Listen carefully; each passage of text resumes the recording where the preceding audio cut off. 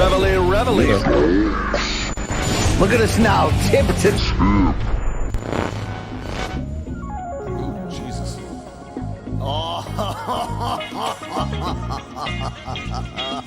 Shout out to Morning Combat. Do you want a margarita? Yes! My God! Thomas doing what we love. It's time to bang. Oh, yeah. Live from Las Vegas. The fight is here. It's Canelo Crawford Fight Week live at the Fontainebleau. Just one more sleep, as John Anik would say, from Saturday night's Netflix super fight, Canelo Alvarez versus Terence Crawford. This is Morning Combat.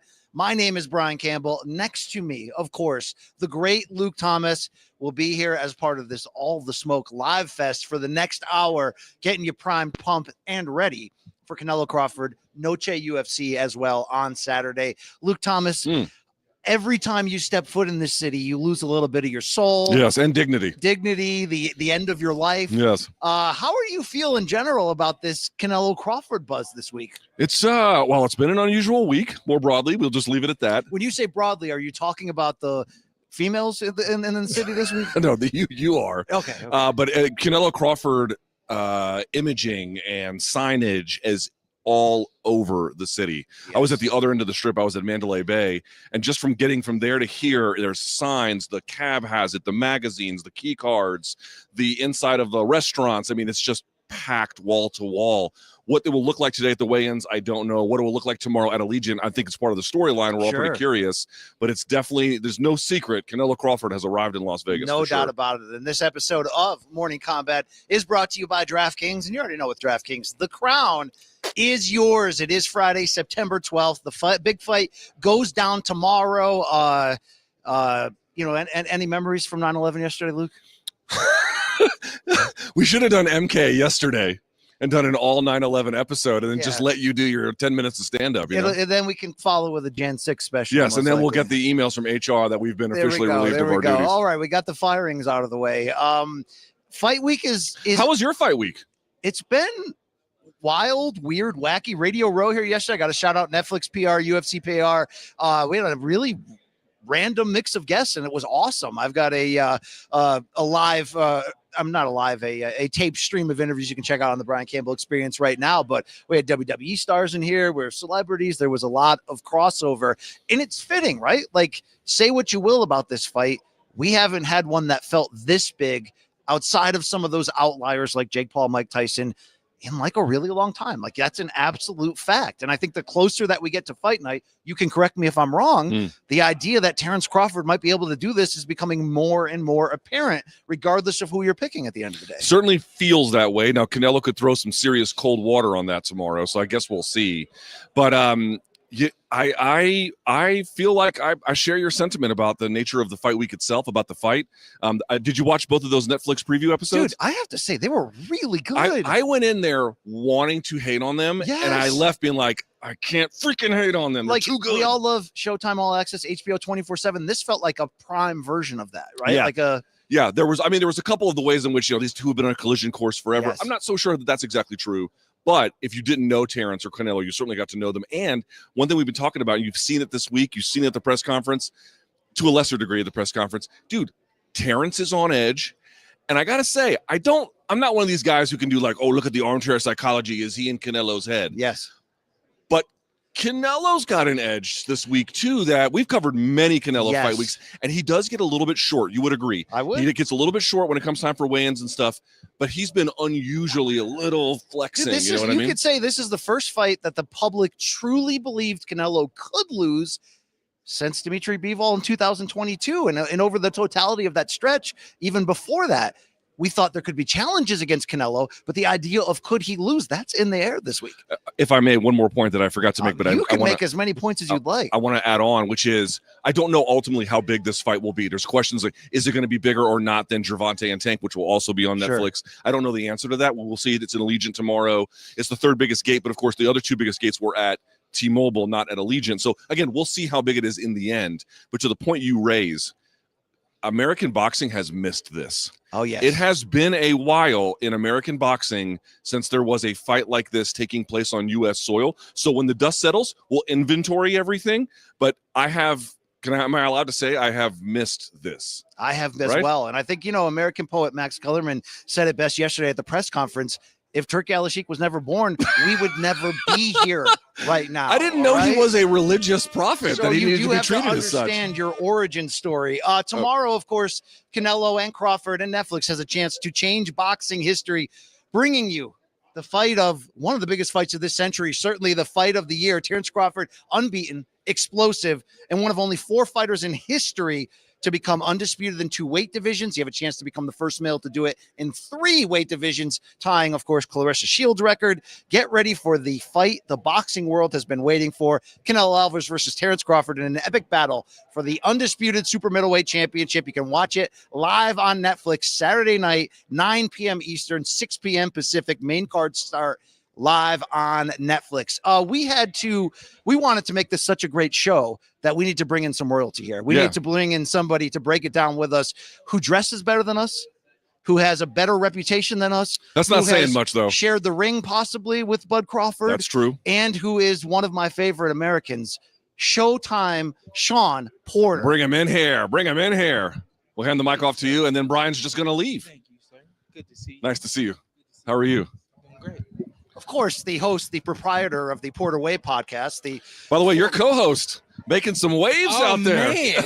Even you guys talking about it, huh? Shawn Zertel, we saw pieces of him on the sidewalk outside, but he does have some brass ones, that fellow. I actually believe that because I haven't heard from him since that moment. Shawn, in all seriousness, we're every time you join Morning Combat, the rent goes up and people are like, why isn't he on the show full time? And I'm like, do you know how much he charges? No, I'm kidding. Shawn, we love the sexiness of this matchup. You're an inside boxing expert. You gave one of the maybe the most credible performance against Terence Crawford. Right. Madrimov did as well last year in a different way. Right. What stands out to you the most when you look at this fight of like the one thing you just want to see happen? Like what, the one question you want answered. What is the element of this fight that gets you the most? I think probably the biggest element to this fight is, can Crawford take the power? I think that's like the biggest element of this one. There's no question that he might be able to outbox Canelo. There's no question that he might be faster than Canelo. There's no question that Canelo can take a punch. So he's gonna, we expect Canelo to take. Maybe those are the 2 biggest questions. Can they take one another's punch? Why wouldn't you would agree Canelo's chin, legendary, right? Legendary. Battle tested by some of the biggest punchers. Right. This is what I'm up against. Do I believe that Crawford has more ways to win as a pure technical boxer? Right. I do. Right. But the problem is you've got a guy with an all-time chin, so knocking him out, not a simple proposition. And then you got to beat a guy on the cards that constantly wins on the cards when you least expect it. So how do you beat that guy? I don't know, man. When you got a Floyd Mayweather draw in that fight, I think that one 114 there CJ was Ross. a draw in that, and then one judge had Canelo Alvarez beating Dimitri Bivol, if I'm not mistaken. No, 7-5 for Bivol on all 3 scorecards, when I think most of us thought Bivol won 9 rounds. It was more like 9-3. 9-3. Yeah. You do the math from there. What is it? 10-2. Dude, even the Lara fight, or the yeah. first 6-7 rounds of the what was the guy? Austin Trout. Right. Austin Trout. Even that one, you're like, because that's when they did the open scoring. You're like, how are the scores this wide? Right. Yeah, how is it 8-0 Canelo on one scorecard? Yeah. I think the reputation is. Because you would think that the reputation of Floyd Mayweather was enough for him to win decisively, extremely decisively, the way he did in the ring. Can Crawford win a decision? I think that he can. I think that, the funny thing is, I think that the subliminal messages have been enough for judges to realize that if he's winning this fight, he's going to have to win it on the scorecard. And so I think that there's subliminal messages that are sent across the waves of boxing. And I think that judges just can't ignore it. You can't not see it. You can't not hear it, whether they talk amongst themselves or not. And I think that for the first time for Crawford or Canelo's career, he's probably getting in the ring with someone that judges have been giving those subliminal messages that he might lose this fight, and if he does, it's going to be on the scorecard. And somebody who is giving him the death stare during the face-off. Can we show to that footage of the face-off at Thursday's press conference from T-Mobile Arena? Bro. So my first evaluation here, Shawn, is the size difference doesn't look different. But number two, are we overplaying the fact that the death stare came in and the fact that, as Roy Jones pointed out yesterday on the Ring Post show, Bud made sure Canelo looked away first? You're a real one. You faced off with Terence Crawford. Does that actually matter? You love body language shit. I love bodies for days, all right? I got to a point where I didn't care about not looking away first. I just didn't care. Once I saw what I felt I needed to see, I made you feel me. It was enough. We're done here. That I had to see that, and I really wanted to see that. I hadn't had an opportunity to, and I think that the look we see today in the weigh-in, that face-off is going to be, guarantee you, it's going to be a little different than we saw right there. What I saw right there was, I'm trying to let you know that I'm ready for you. Today, what we're going to get is just this look of just extreme, I'm here to kill, I'm lethal, and I want you to know it. There's going to be a different look today. I'll guarantee you guys. He pushed him in the third press conference, and that seemed to send a message here. Yeah. I'm hijacking this. Let me get one more in on Shawn Porter because I have so much respect for the game plan and the performance you had against Crawford. And the strategy. Yeah, like the strategy was right. Like damn it. What does stuck with it too long? And what are you doing, Pops? Throwing in that time? All right, another topic for another day. What does Canelo and any other opponent not know about Crawford that even you found out the hard way that could be a difference maker in this? You know, for me, the entire fight, or not the entire fight, but for a lot of the fight, it was going the way I needed it to go. It was going the way I hoped it would go, and the list goes on. But I'm looking at this dude, and he is not budging off of him knowing that he's going to win this fight, and that he just never gave me a sense or a feeling that he was bothered. And I felt like I specialize in making people uncomfortable in the ring. Never Andre made him Berto uncomfortable. can attest for that, okay? He's used to guys being uncomfortable in the ring. Yeah. That's what Canelo's going to see. That's going to, probably since he fought Floyd Mayweather, this will be the first time he's staring at someone and doesn't see discomfort. If Crawford were to win on the cards, what would it look like? Not the scores, but the tactical, strategic path to get there. In other words, if Crawford had you 3 months ago come up with a game plan, what does he need to do from a boxing standpoint to leverage what he does best against what Canelo does least? I'm going to just tell you guys what I think is going to happen. I think he's going to box and outbox and move and be slick and fast from the outside early. A lot of turning. I think he's going to start pushing Canelo back, or at least trying to push Canelo back. And I think should he win a fight on the cards, I think he has to push Canelo back. I think that's one of those telltale signs for a judge. If you're getting pushed back and, you know, you're not being the aggressive guy I'm used to you being, that means you're losing this. I got a feeling he's going to try to push Canelo back. And if he's successful doing that in moments, doesn't mean he's going to do it an entire round or the entire second half or third of the fight. Just means there's going to be moments where he really pushes Canelo back. And he, as we've seen Crawford do before, beats down his opponents. We're going to see him try to beat down Canelo. We're going to see him try to emulate a lot of things we've seen him do in the past. What is your, how do I ask this? What does Canelo, he looks ready to me. I saw the weigh-in photo or the video. He looked to be in tremendous condition, but it looked to me like the whole camp, and you saw this in the Netflix specials, Bud treats Canelo like the boxing establishment. In other words, he feels like he never got the respect from the boxing establishment. He feels like that guy did. And this is the final piece of the career puzzle to prove that I was slept on. Like there's an extra level of motivation. Whereas Canelo, I'm not saying he's not motivated. Again, he is in shape, but they don't appear to be approaching this fight for the same reasons at all. Well, listen, this is when I do the shameless plug. Shout out to the Porterway podcast. Yes. I had an opportunity to get in camp with Crawford, and I asked that question specifically. Why? When did it become Canelo? And I'm assuming it was after you didn't get the love you expected to get after you pummeled Spence. And he said that's exactly what it was.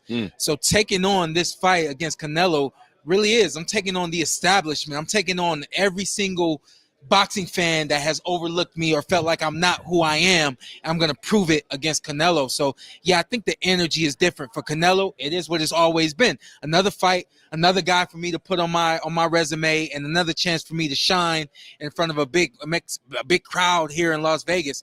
And so, yeah, their mindsets are different. And in a lot of ways, the mindset of Crawford's a little more dangerous. Dude, he's got a chip on his shoulder. Yeah.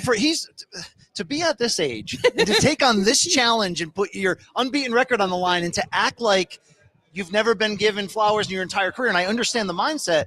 That's so dangerous. Like, it's insane. Okay, in terms of the size difference, though, Bud an inch taller, almost 4 inches longer, and physically they looked the same. We know Bud has an amateur wrestling background. Did you get a feeling in the clinches with him that it's like, that he may be able, with this larger frame, to push Canelo back in some of these moments? Listen, I'm gonna crack the code right here. I'm gonna spill the beans. I'm gonna tell the truth.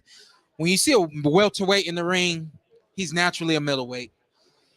Some welterweights are naturally super middleweights, cutting down to get to a weight class that they feel they're going to be the best, they're going to be optimal. So when we're talking about Terence Crawford being a welterweight or a junior welterweight or junior middleweight, understand that he was already a middleweight coming down to welterweight. When he was fighting at 140, he was already a middleweight coming down to 140. Nothing new there except to y'all. Y'all understand him being a little guy, and he's never been a little man. Yes, he was thinner. You get moment, you get opportunity to eat what you need to eat, the kind of proteins you put in his body on top of that, being able to hit the weights the way that he needs to or needed to put on what I call healthy weight. He's going to carry the weight fine. His body's going to be acclimated to the weight because guess what? While he's been out of the ring for 13 months, he's been working with that weight for 13 months. So he's good. He did the opposite of what Jermell Charlo did when he fought Canelo. Exactly. Which is not any added muscle. Exactly. He did everything that he needed to do. He took what's called an intelligent and scientific approach to this. And when you're getting in the ring with somebody like Canelo Alvarez, when you talk about bringing it all, that includes the nutrition, those intellectual methods and all those. He's ready. Let's talk about the Madrimov fight. Am I too loud? No. We like it loud. I mean, the Undertaker's here at Triple H. You might be auditioning for. You looked over there and I was like, role, is there somebody behind me? Shawn Michaels is here. I mean, come on. What? I don't know who half these people are. All right. I do know Undertaker. All right. In terms of the Madrimov fight, let's have a critical eye. Yeah. I'm not to be like critical for sport, but just imagine for the premise. The biggest concern you would have about Crawford heading into this fight, based on what you saw in the Madrimov fight, which of course was at 54, it would be what? It would be that he's going to eat some punches. And is he going to be able to sustain the punches that he's going to take from Canelo? We saw him take clean right hands from Israel Madrimov. And like I always say, and I feel like I'm just always defending this kid, Terence Crawford. But at the end of the day, again, I had a conversation with him about that fight, those moments specifically. What did he say? He didn't care. He knew what was happening, and he knew that he just needed to have a knockout, and he started to just stand in there and take those punches. Okay, so this is where the rubber meets the road for me. They're going to be at Allegiant Stadium. Yes. It's going to be Canelo's crowd. Yeah, we know it's going to be, if he lands something that has a demonstrative effect, and even if Crawford hits him harder, but Canelo no-sells it, what are the judges going to do? This is a huge factor. I'm sorry, but I got to do this. And I'll use myself as an example. No, please do. I went into this as a tournament. I went into a fight, and I fought Dimitri Andre nonetheless, and I beat him on points. Google Andre, yeah. And I beat him on points. And he's also facing Usyk in the amateur somehow. I don't know how you do that, man. How the fuck did that happen? The long story short, right? My dad comes to my room. We're not staying in the same room, and that was the semifinals. I got the finals the next day. My dad said, why'd you fight like that? I said, well, I felt like this is what I had to do to get the win. My dad said, all right, well, you got that out of your system because we need to be us tomorrow night. And of course, the next night I was me. He wasn't the him that we're used to seeing. Madrimov played a major role in that, but don't think because he didn't care about Madrimov that in his mind, he just doesn't care. He just didn't care in that moment. He knows how to fix that moment so that it doesn't happen. Can you take that same mindset and apply it to one of the biggest questions/narratives surrounding Canelo coming in? The idea that maybe he was coasting in recent fights. Maybe when he knocks a guy down and it becomes clear that that guy's going to stop fighting back to win, maybe he can coast and go the difference. Would you agree that Canelo ain't going to coast in this one? That's why he's coming in the shape he's in. And 100%. And I've looked at that side of it too, as well. Like you take a look at Skull, take a look at the fight that he had against Berlanga. You even take a look at the fight with Munguia. Those guys just weren't ready for Canelo Alvarez. So here it is, devil's advocate. You're talking about 67 fights, if I'm not mistaken, and Canelo Alvarez. This is a lot of mileage. But guess what? Recently, I've just been cruising. I've been cruising until something like this that calls for me to put my foot on the gas pedal, and I can actually do that because I've done it time and time again. So, or couldn't it be rusty too? That he hasn't done it in a while. It might take him a while to get in gear. No, don't do that to me. I just made a great point. God damn it! Sorry. Don't do that. You're right. My bad. My bad. It was a great point, though. You know what I mean? Like I feel like you can get lost in a groove a little bit, especially if you're always the A side and you're always calling the shots. And you don't fight David Benavidez. And you know, the funny thing with boxing though is we have the ability to kind of turn it on and turn it off, especially the elite guys. The elite guys can turn it on and turn it off, and I really do believe that. And I've been told by a lot of experts, guys in boxing, that they feel Canelo was awake for this one, and he hasn't been as awake in other fights, and I believe that. Do you think there is evidence to suggest in this last chapter of the latest chapter of Canelo's career that he is a strong performer rounds 1 to 6 and fades 7 to 12? Sure. I think he starts a fight probably mid A, and he finishes the fight at A minus. There have been maybe a couple of fights where he finished the fight B plus. That's still a hell of a lot better than everybody out there. So with this one, he's got to maintain that A level. Yeah. If he doesn't, guess what? You got a guy who's actually going to see little moments where you start to waver and little. I'm telling y'all, I saw it myself. He actually has the ability to see when you waver and when you take these little lulls and those little moments. And Canelo's notorious for having moments where he's just going to just coast and I'm going to manage this clock and get through this round.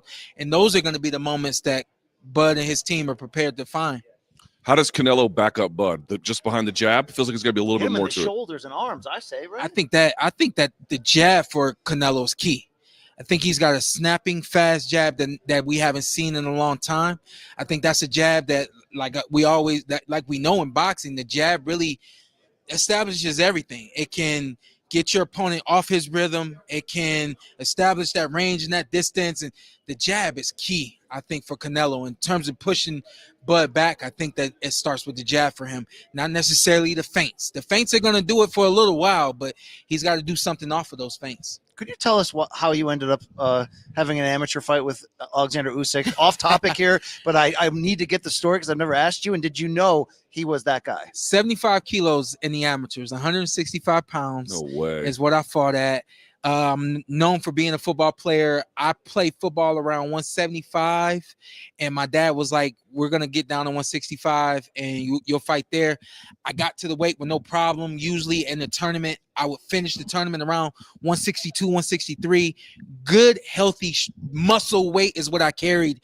And so when you're looking at a welterweight that got in the ring with a now heavyweight, back then he was tall and thin, and I was short and thick, and we made it happen. How did it go? I won that thing. Hey! Well, you didn't know who you were really in. Listen, he shows up at the Olympic Games in 2012, and my dad's like, you recognize that? I said, no, who's that?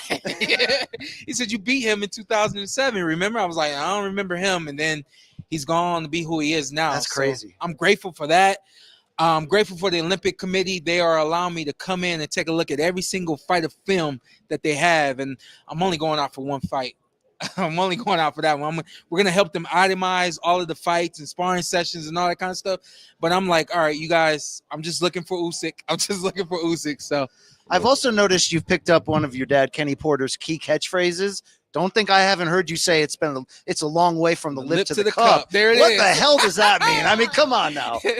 Because as close as that cup is to you, you're that far away from taking a drink. Oh, okay. Did you not know that? I did not have that wisdom in my There's ear. a lot. I literally Brian just broke it down myself. I hope that's what it means. So Amazing. What do you got going on with the Porterweight podcast? The Porterweight podcast.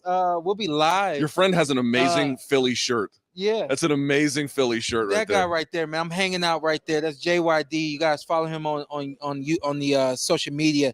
He does Terrible Jones, and I don't know how much you guys know about Philly, but the Joan, that's their thing. Yeah. And he is I'm really an East Coast guy, that. so I like Philly a little Really bit. flipped and made it something. So, but anyway, on the Porterweight podcast, we'll be live at the HyperX Arena on Sunday, 11 a.m. to 1 p.m. Nice. We're in conjunction with the Nevada Boxing Hall of Fame, so we're gonna have some Hall of Famers there. Okay. We're recapping the whole weekend, and we're taking 2 hours to do it. Turkey Alashika is an honorable member of the Nevada Boxing Hall of Fame. Yes, I know that. I tried to get him on When is the Inoue last fight? week. Inoue Sunday. Sunday. Inoue is a Live Sunday. on the Top Rank Facebook page.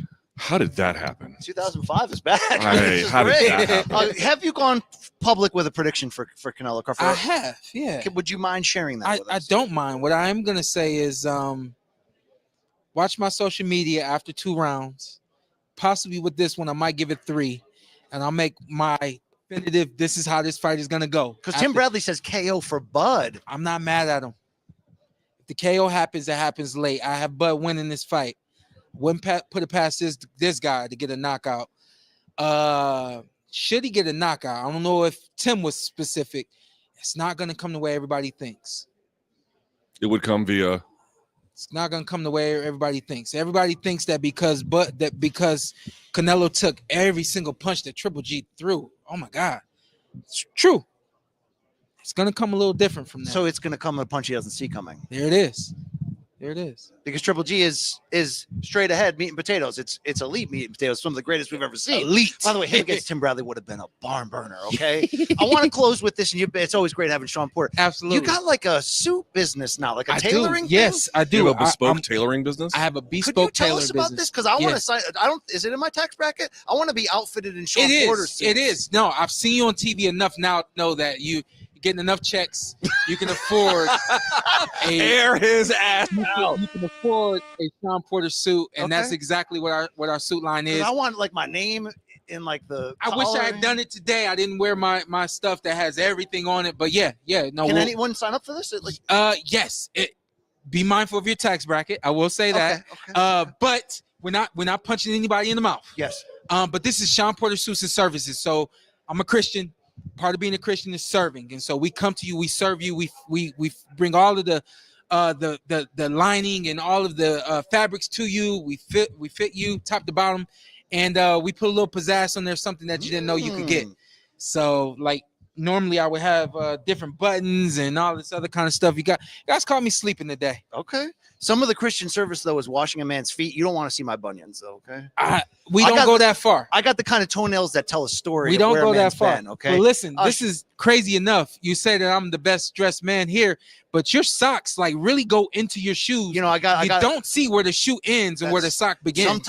Sometimes I've got a little game. One time I had game and I got married. But Shawn Porter, it's been a pleasure to have you on here. Always man. nice to see you, Shawn. Everyone should Always. be rocking your podcast, your coverage moving forward. Yeah. Thank you very much. Sir. Yes. Appreciate you guys. There he is. Nice to see you guys again. later, Always. Good stuff, man. There he is. Wow, I could go about 2 hours with that guy. You know Yeah, what of I'm saying? course. We could do a whole show. We will have, of course. Look at him. Look at him. Put that camera on SP. Would you please? All right. There it all right. is. Yeah. Was Shawn Porter. Yes. All right.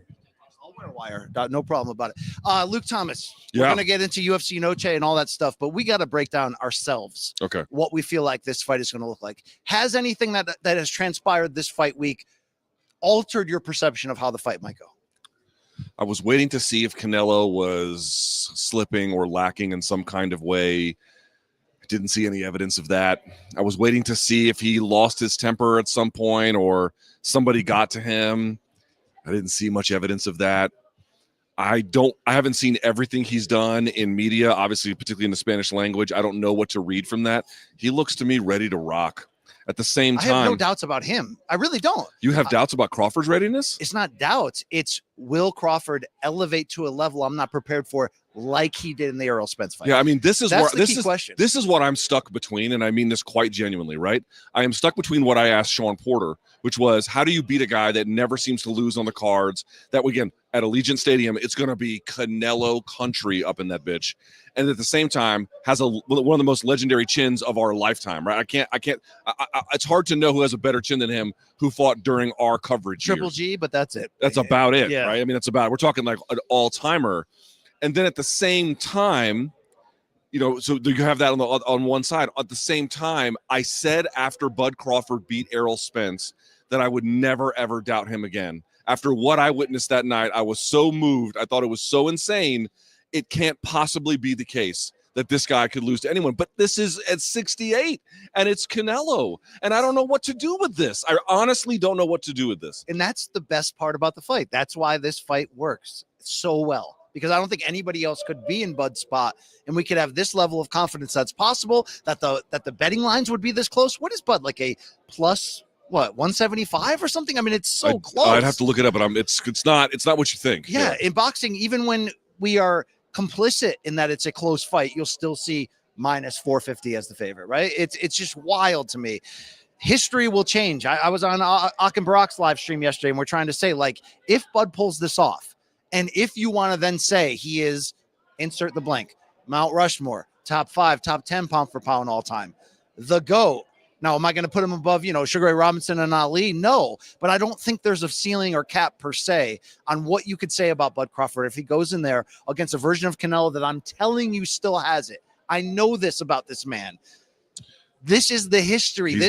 I made shed tears like you did after Spence Crawford, because if I see this happen on Saturday and play out, I will be a humbled man.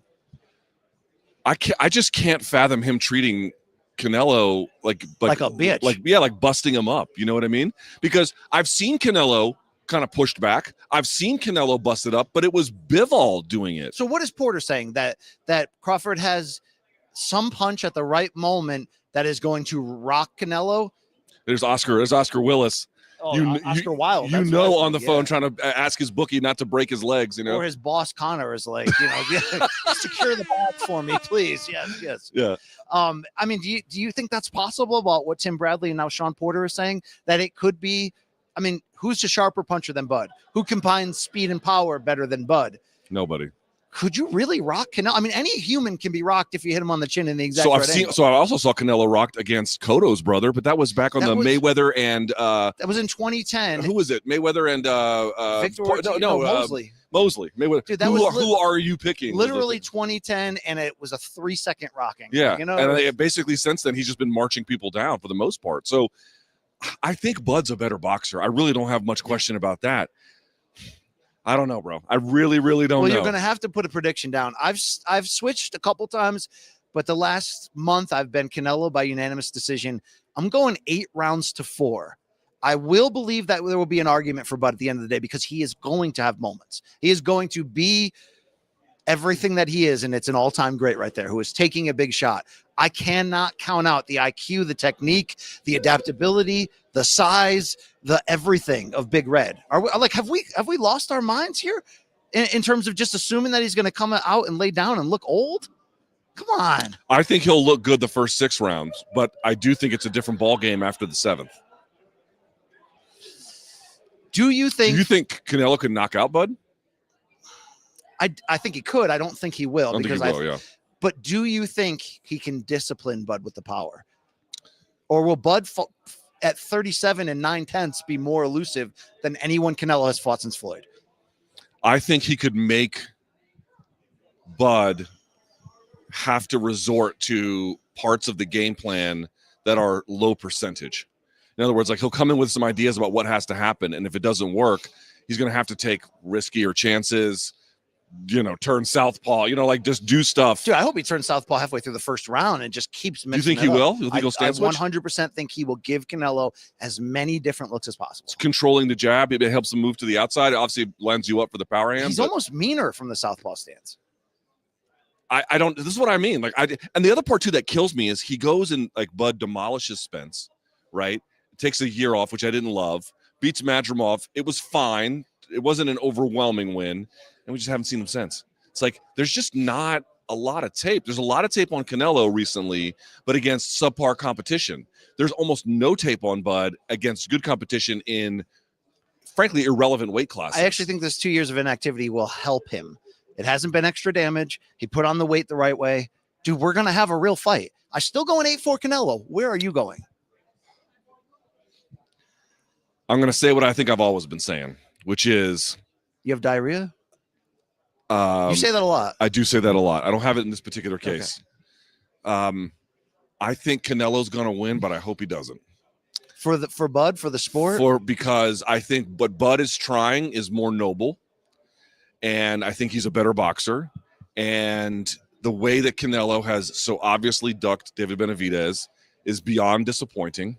And I really have hated the last 5, however many fights that Canelo has had. So you think boxing karma and that? And I don't know if boxing karma is real, but I hope that it is. But you know Terence Crawford's real. I know Terence Crawford is absolutely for real. Well, there's been a little side beef going on with Terence Crawford this weekend. Another big star, your boy, Topuria. In fact, the back and forth, it's gotten saucy enough where I think we can bring in our friends from Cuervo for a little bit of shots fired, bitch.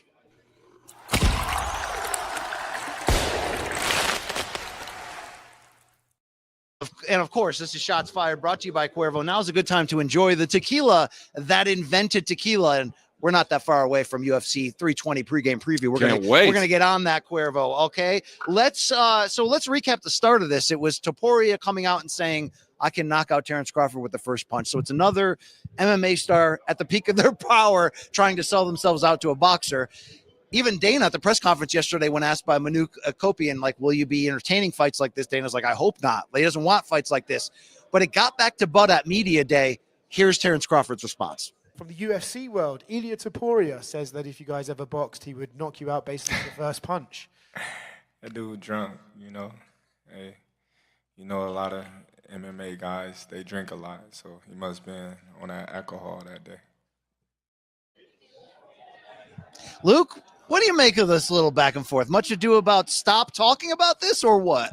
I hate basically everything about it. I hate everything about it. Ugly Kid Joe style. Or no, who sang that song? Which one? I hate everything about Ugly you. Joe? Ugly Kid Joe? Ugly UKJ? Kid Joe, that's it. Yeah. I just can't stand this. I can't stand Topuria. Dude, someone asked Topuria, they were like, hey, you know how Connor's running for president of Ireland? Would you ever want to be, I don't know, prime minister of Spain?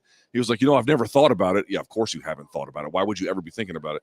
And then he's like, but if the people need me, I will. Please stop asking MMA fighters about things like this. Please, forever. But why is La Leyenda copying every single move that Connor makes? The tats. Once again, if you're going to copy a guy who had a good run, yeah, you got to get the part of the run that's been good, okay, and not the other parts of the run that have been bad.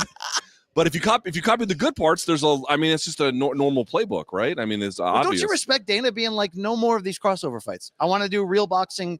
Honestly, like, how could you not? How could you not at this point? Like, listen, can you think of some crossover permutations that you might like going forward? I'm sure that there are going to be some, or some you can tolerate. Wade Plemons against Jake Paul, I tolerate that. Yeah, so we'd be cheering for Wade, obviously. But what I'm just going to say is like, it's not what it used to be. It's not what it used to be.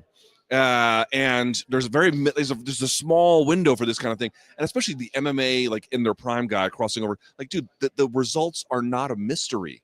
They're not a mystery. Yeah. There's no mystery. Sarah to McLachlan would not sing a song about that at Lilith Fair. You're on fire today with the old bits. You know what I mean? This is hey, Ock in the house from Ock and Brock. Yeah, there they are. We know we love that guy right there. Dang right. Okay. So I guess you like my socks. No, I don't. But are the Tukis? Did she pick those up? She did. Then I very good eye. Okay, yes. Then I do like them. You are a dad, certified dad. I am a certified dad. I got the jokes. There's a lot of celebrities in this room right now, like way more famous than anybody we know. Who's here? Brian Daly. Okay, that's definitely important. That's a big. What I mean? Steven Espinosa's here. Steven Espinosa, Triple H, HBK, The Undertaker, Stan Verrett. I mean, it's getting. I mean, Marcos Villegas. Okay, all right. No, okay. Back to the regular schedule. Yeah, I'm just looking around. I don't notice a lot of famous people. I notice some. Okay. A lot is a strong word. We've got another event this weekend. It goes down in San Antonio, 6 p.m. Eastern, main card start time for all things Noche UFC. And of course, talk about the back burner. Whoa. redheaded stepchild. Dude, isn't it of crazy? I Louisiana? mean, I get it, right? I get it. Like if you gotta focus your attention on something, it's definitely got to be this. Totally get it. But at the same time, it's like Noche UFC started out in the Sphere, and now it's just in San Antonio. Like there's what was it going to be? nothing Monterrey, Mexico was supposed to be? It was supposed to be in Monterey. They did try, but they got an arena where apparently the progress of construction has been too slow that they just could not. I don't think it's even done now, by the way. So they had to move it to San Antonio. And listen, obviously Rob Font versus Chewy Weiss was going to be a big fight, but then that fell out. So they lost a fight. And there's been. Can we talk about Kelvin Gastelum? Oh my God! I'm told it's Guadalajara was where the fight was supposed to be. That's right, Guadalajara. You're Okay. right. Okay. You're right. So, I mean, the main event is what we're mostly here for. Lord Main Jean event Silva, bangs. featherweight against Diego Lopes, coming off of that vacant title loss. But you mentioned it. The Kelvin Gastelum heavyweight era could be upon us. He missed weight for his middleweight contest against Dustin Stolfus, correct? That's by right. 5 pounds. At middleweight, not Is- at welterweight. Is the fight still happening? So he was. Listen to this. This is the last I saw before we got on air. I don't know if something's happened since we got on air. He was fined 35% of his purse for the weight miss. When you consider between the taxes, it's going to be closer to 40 to 50% of what he loses, plus the 35 from this, plus the 5 to 10% or even more that he has to pay out to coaches, training partners, agents, and managers. He's And going Average Joe Art for creating his merch. and Average Joe Art. He's going to be potentially making nothing off this fight, or even possibly in the red. It is insane Long to Island me. Luke is Dude, telling I me- feel, and I'm serious. Don't you feel bad about this? Like I would never want someone to lose their check.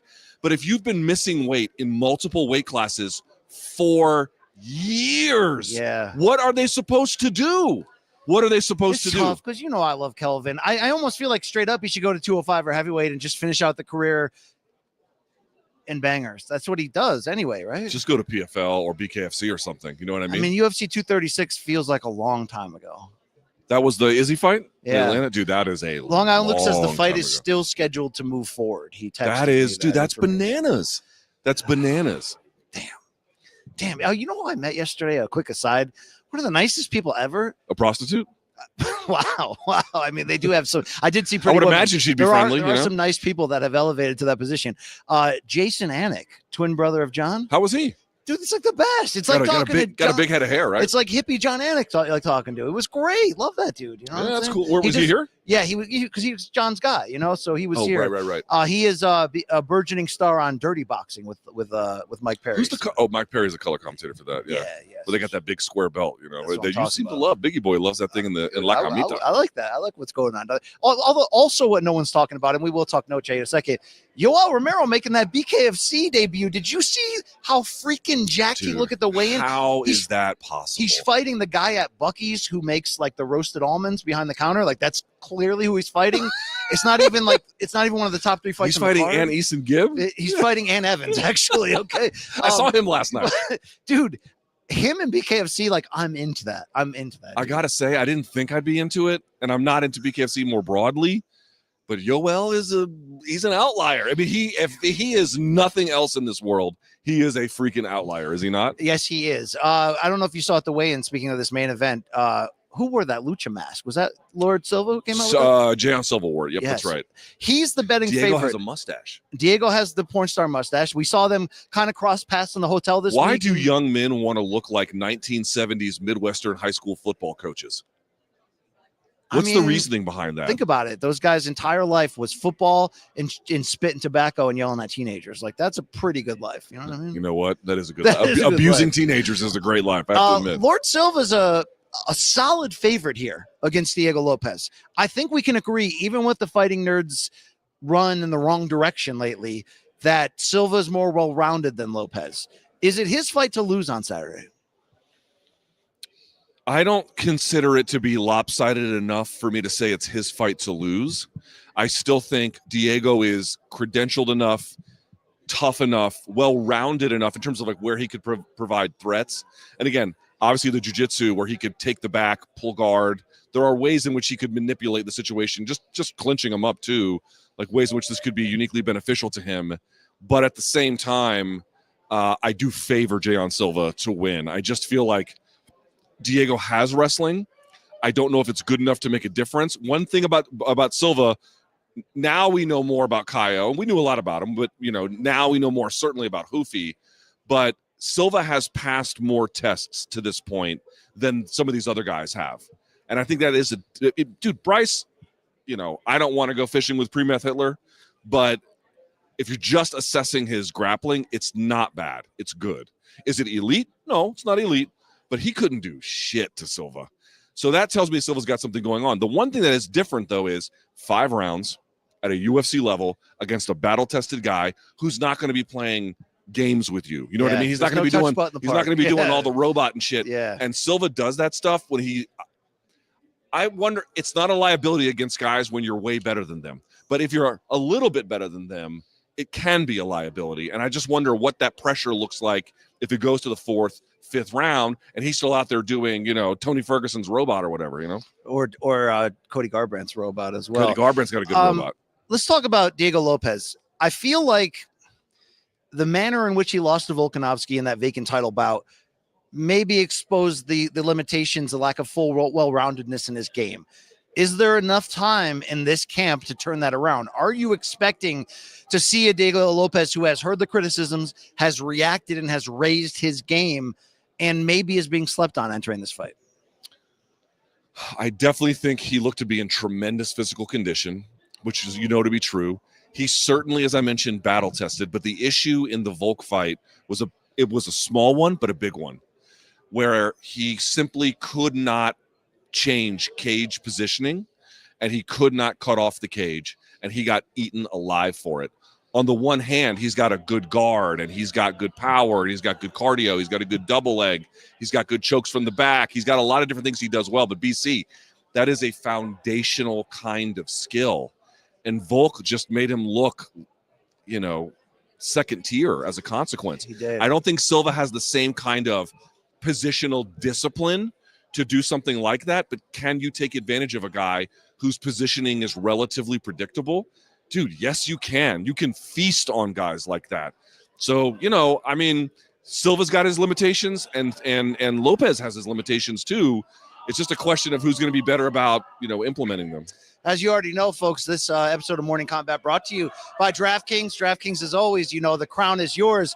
We talk a lot about downloading that DraftKings Pick 6 app and really looking at this card from that standpoint of picking your fighters, looking at the categories, and then going more or less. When we do that for this main event of Lord Silva against Diego Lopes, and if I'm looking at Silva, DraftKings Pick 6 right now has the more or less on significant strikes over 5 rounds as 57.5 for Silva. You going more or less on that this Saturday? So the over-under, 57.5. I'm going to take the over on that one. I think you're going to get a lot of action. I'm going to take the over. Okay. Give me the over. I think you're going to get a guy he can be selective, right? He can kind of look and do a bunch of stuff. But I think over the course of that bout, he's going to have to pour it on at times. Give me the over. Diego Lopes set at 55.5 significant strikes. Definitely taking the over on that. Yeah. 100% taking the over on Here's that. a key part of handicapping this fight. The over-under, the more or less on takedowns on the DraftKings Pick 6 app, 0.5 for both fighters. Successful takedowns. I'll take the over on that as well. Very now, interesting. because Silva can be taken down, but he can get up. That's another component to all of this too. So yes, I do think I don't think 0 takedowns. That sounds plausible. I guess it could be, but I want the over. Well, look, with DraftKings, you already know the crown is yours. So download that DraftKings Pick 6 app right now and use our code COMBAT with a K. That's COMBAT with a K to play just $5 and get this. Get $50 back in Pick 6 bonus picks. You got a gambling problem? Call 1-800-GAMBLER. Help is available for problem gambling. Call 888-789-7777 or visit ccpg.org in Connecticut. Must be 18 plus. Age and eligibility restrictions vary by jurisdiction. Pick 6 not available everywhere, including New York and Ontario. Void where prohibited. 1 per new customer. Bonus awarded as non-withdrawable Pick 6 bonus picks that expire in 14 days. Limited time offer. See terms at pick6.draftkings.com/promos. Luke, it's time for this main event pick. Somebody's going to get a push here at featherweight. There's been a little bit of a recycling of the big names. Topuria, Holloway gone. Volk back on top. The winner of this could be, especially if it's Silva right now, right? With the streak, with the momentum. For all we know, he could be getting ready for a title shot. Who gets their hand raised after 5 rounds if it goes that long in San Antonio on Saturday? Give me they're both Brazilian, I suppose, but give me the Brazilian, not the Mexican Brazilian. I like Jean Silva in this one, and I think one factor that I've not seen a lot of people talk about is a lot of times guys will be in title fights and they'll lose, and then their rebound fight goes poorly. And I feel like that's going to happen to Lopes here. At least there's a good chance anyway that could happen to Lopes here. Now, of course, the challenge to that, BC, is, well, the fighting nerds are riding poor momentum at the same time, which is also true, but I don't know how much that extends exactly to Silva. But I just think when you're missing foundational kinds of skills, and by the way, out of that camp that Lopes comes from, it's not just him, it's several fighters in that camp that all have cage cutting problems. This is not a problem you can solve overnight. You can certainly make big strides, but it's not a problem you can solve overnight. And not laziness, but your old habits will take over the longer a bout goes. I like Silva to win this one. Stoppage, I don't know. That seems a little harder to predict, but I think 3-2, 4-1, it's going to be Jean Silva. Shaq Majori, friend of the show, often texts you for things.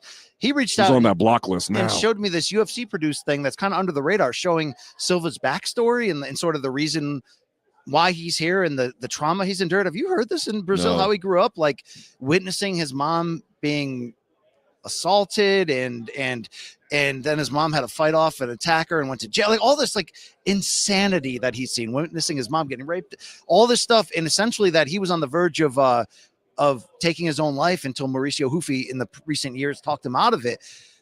That's some heavy stuff right there. That's a journey, man. That does something to you. You know, and I hate to say this, but we know it to be true.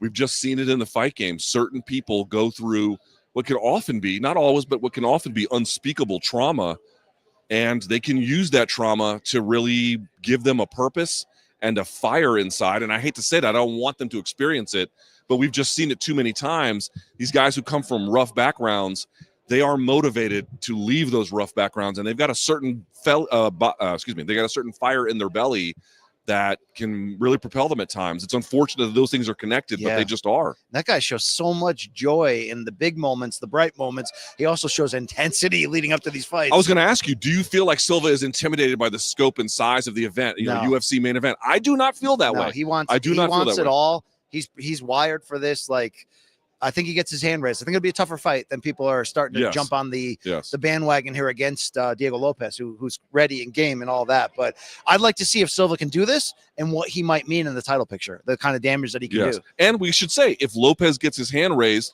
dude, that's a credible bounce back. Yeah. You know, because he got undressed a little bit against Volk to come back against a surging contender who had a dominant win in his last fight, who's got crazy striking the whole time. That's a big deal on a big stage. That's a big deal to be able to do that. So, whoever wins here is getting a real scalp into their collection, no doubt about it. Is there anybody who's next in line for the title? I'm trying to think of where we're at. So Lerone Murphy, you would imagine, I want be the Volk guy. Yeah. You would imagine. But like someone was also asking me this week, is there a way for Silva if he wins? Not for Lopes, but if Silva wins. Can he win in such a way as to leapfrog Lerone Murphy? And I would say dude, if he goes out there and let's say he knocks out Lopes in round 3, for sure he's leapfrogging Movsar, for sure. The question is, what Murphy did against Pico. I don't know about that. That's a little harder to say, but possible. All right, Chihuihui's out of that co-main event. Rob Font looking for 3 straight wins in what we thought might be the twilight of his run here, taking on a last-minute replacement, David Martinez. A lot of the scouting reports I've seen is Martinez might not be ready for this kind of smoke. How do you look at it? I don't think so. I mean, Rob Font is older, and therefore he's going to have a degree of vulnerability, but while I don't think Rob Font is in his prime, and I don't think him and his coaches would tell you that they are, another battle-tested, very credentialed, very experienced, well-rounded opponent. That was why the fight with Chihuihuis was interesting, because, dude, Rob Font is older, and Rob Font is a little bit, shop-worn, but still viable, highly experienced against very good fighters, super well-rounded. That's a good test for Chihuihuis.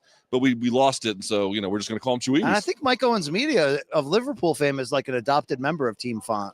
The New England Cartel? Yeah. Yeah, he might be. All right, love that guy. All right. I gotta get out to Liverpool. I want to see Liverpool. I'd like to do that too. We'll retract the Beatles' history. All right, together.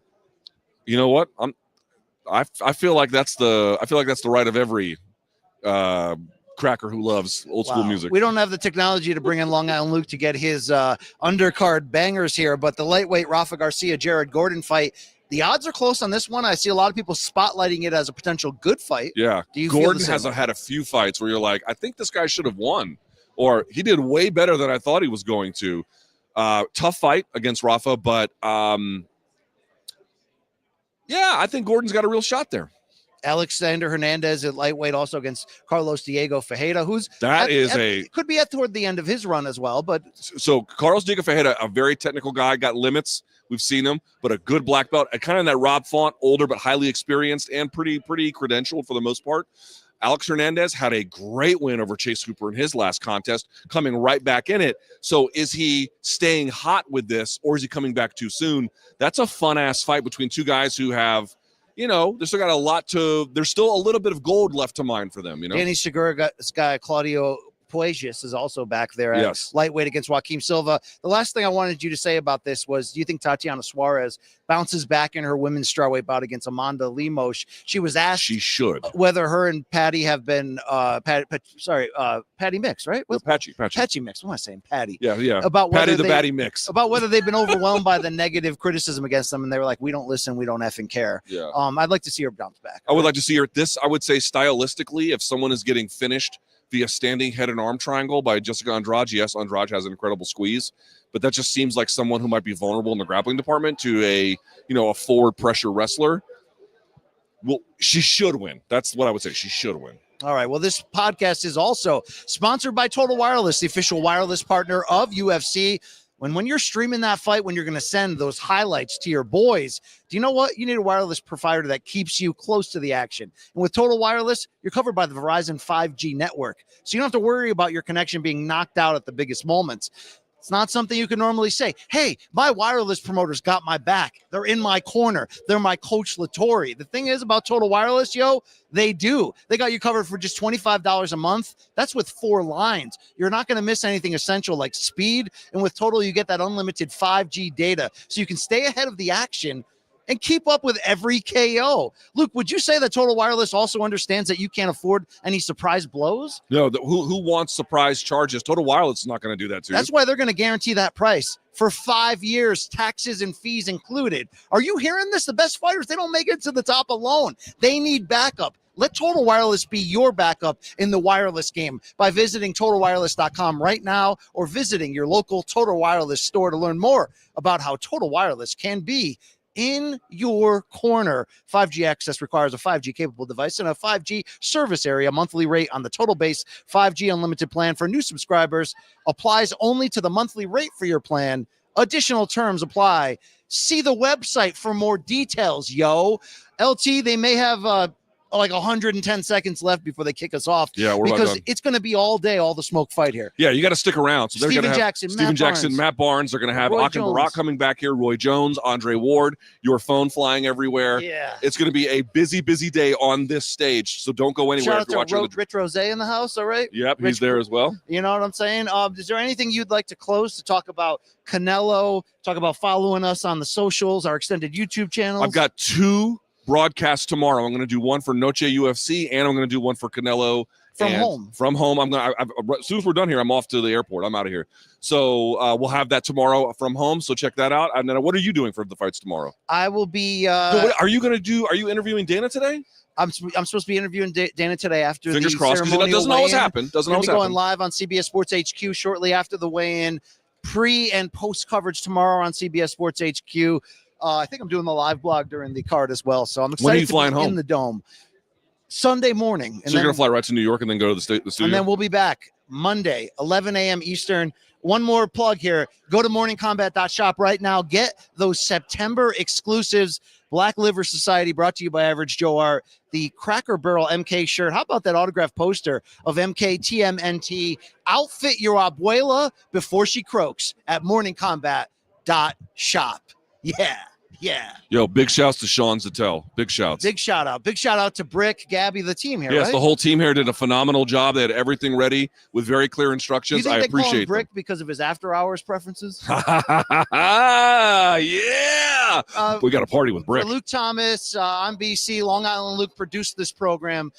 We thank you for being here. Enjoy the fights this Saturday, 9 p.m. Eastern, only on Netflix. It's Crawford, Canelo Crawford, however you want to slice it. It's a big one. It's a super fight. We hope we got you set up. Thank you to Showtime Shawn Porter for joining us. We are out of here.